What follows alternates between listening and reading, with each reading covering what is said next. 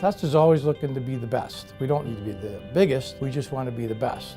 I've done every job in this building. It's a very hands-on deal for me. It's always been a very hands-on deal for me. I actually used to work in the warehouse with my guys. That's just the way I like to do things. It also teaches my employees that there's nothing in this building that I wouldn't do. My door is open all the time. If they have a great idea, they get to run with it. I want them to take pride in the fact that they work here. Testa's a family-run business. So what was going to set Testa apart from everybody else? Well, guess what they don't have? They don't have a LEED Platinum food service facility. We're the only one in the country that has it.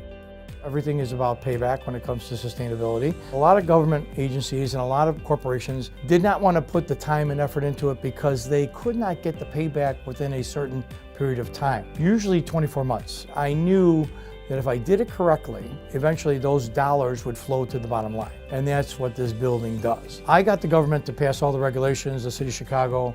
I got the building department to accept LED lighting, wind turbines, the huge rain harvesting system that we have here. So all these things were all first.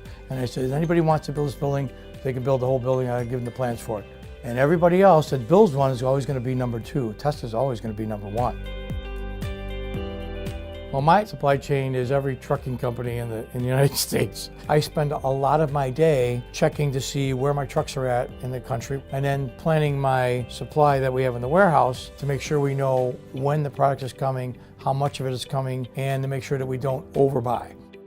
A lot of the relationships that I had when I was younger, I still have today, and that's how you build your organization. I've always looked to do more than what I had to do. We try and get ahead of the regulations because it's extremely important if you run into a food safety recall. Nothing that comes into this building doesn't get a tag. If some item is recalled by a grower shipper, we'll know within 5 minutes if we have that product because that's how good our records are.